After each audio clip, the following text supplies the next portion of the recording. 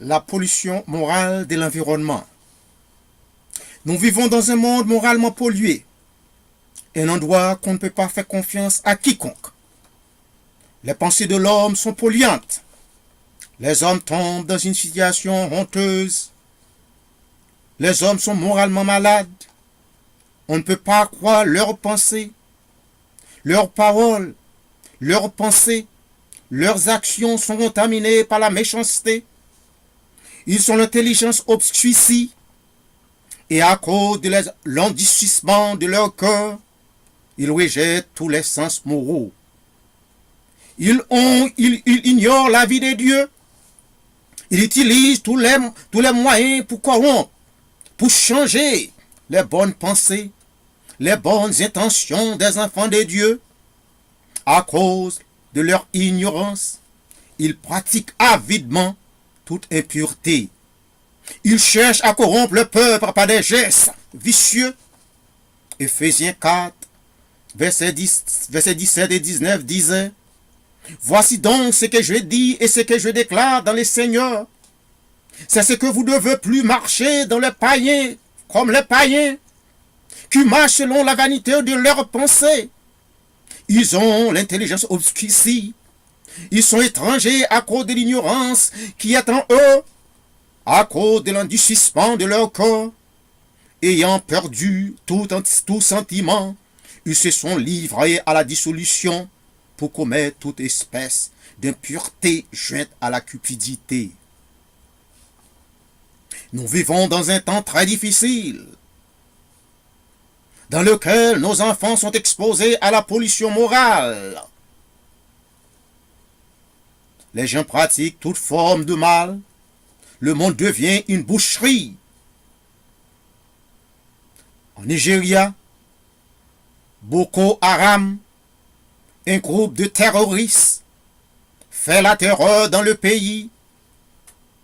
Ce groupe n'a pas de respect même pour les petits-enfants. En Haïti, les gens sur leur motocyclette terrorisent le peuple haïtien.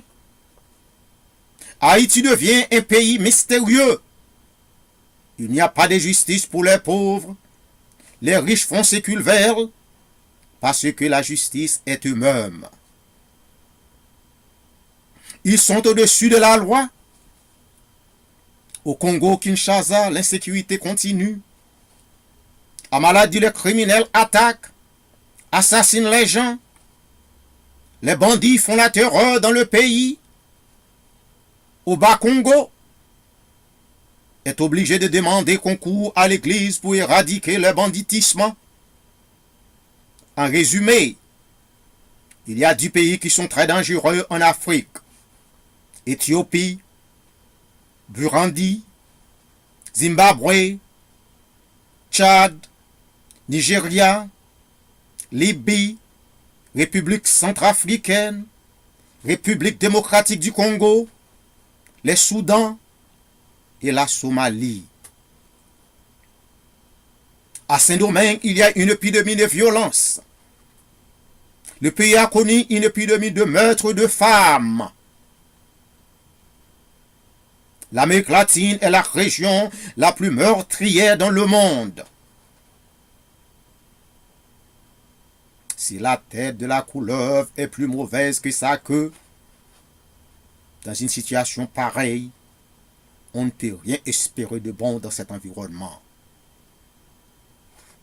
Ces leaders politiques font la partie de l'autruche. Dans leurs journaux, à la radio, dans toutes les chaînes de télévision s'éparpillent des images provocatrices et choquantes. Les leaders politiques veulent corrompre, acheter la masse du peuple, les étudiants, juste pour conserver leur pouvoir. L'immoralité est une bénédiction satanique dans le monde. Le peuple devient immoralement aveugle. Les plus forts pratiquent tous les immoraux trucs pour les acheter. Les dirigeants politiques carillonnent jour et nuit leurs faux projets, leurs pièges, en vue de changer la conscience des peuples, de les faire devenir sans caractère, sans volonté, dans le but de conserver leur pouvoir. Cette évolution n'est pas surprenante. La Bible déclare que le temps sera très difficile dans les derniers jours.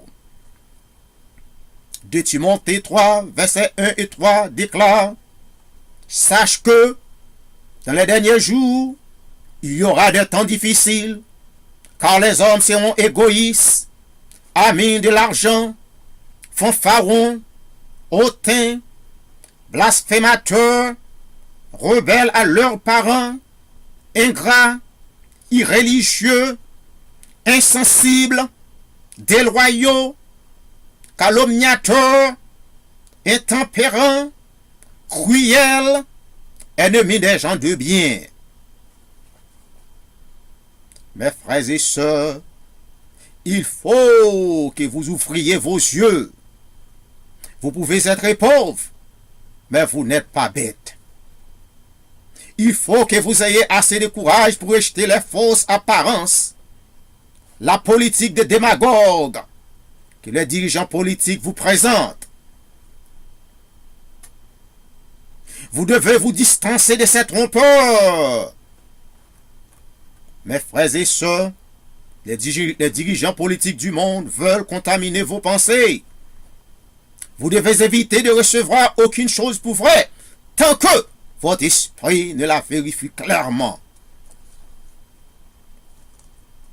L'environnement que nous vivons est pollué par l'apartheid, la ségrégation raciale, la discrimination, oppression et domination étrangère, et les fausses paroles. Les chefs d'État dans les pays pauvres veulent amender la constitution de leur pays pour conserver le pouvoir. Ils emploient des moyens frauduleux pour gagner les faveurs des sénateurs et les députés afin d'échanger la constitution à leur faveur. Le peuple du monde, vous pouvez être pauvre, mais vous n'êtes pas bête.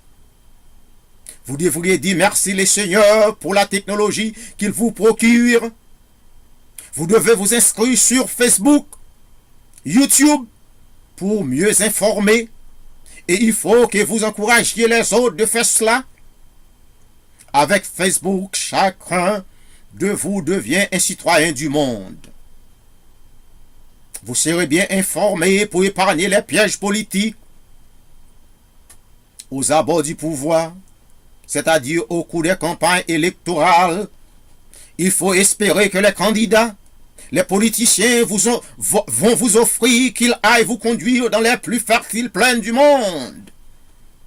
Tout cela, c'est la boîte de Pandore. Les dirigeants politiques vous donnent de l'argent, la nourriture, dans une intention perfide. C'est la danse des dindons. Peuple, il ne faut pas que vous laissiez un chef d'État modifier la constitution du pays afin de courir aux élections autant qu'il veille. Cela est une annonce de la dictature.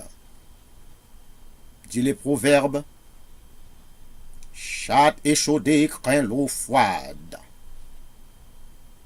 Il ne faut pas oublier l'histoire. Mes frères et sœurs, il ne faut pas oublier que François Duvalier fit une chasse aux intellectuels en Haïti. Et c'est à cause de cela que le pays continue toujours dans une situation honteuse. La barrière contre les diasporas à la politique haïtienne est un acte d'égoïsme. Il y a une gangrène dans le pays.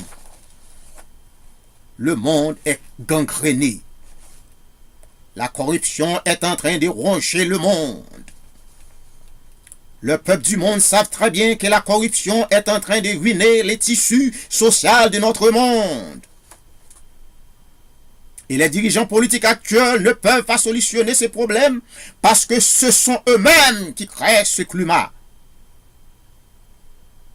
Nous vivons dans un monde moralement pourri. Nous sommes moralement contaminés à cause d'une épidémie d'immoralité qu'il y a dans le monde. Nous ne pouvons pas faire confiance à qui n'y croit. Et même ceux qui disent qu'ils sont chrétiens, pasteurs, évangélistes, il faut les méfier. Parce qu'ils sont corrompus à cause de leur cupidité ou l'avarice.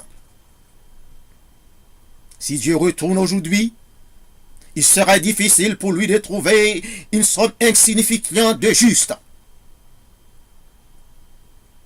Il rencontrera seulement des vilains moineaux sur cette terre. Il y a une grande rareté des hommes de foi dans le monde. L'homme perd sa faveur morale. Matthieu 5, verset 13 déclare: Vous êtes le sel de la terre, mais si le sel perd sa saveur, avec quoi la lui rendra-t-on?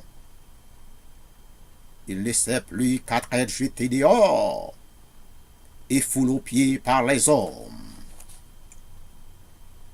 D'ici tout, Gelecrum Tempus Narabo. Merci.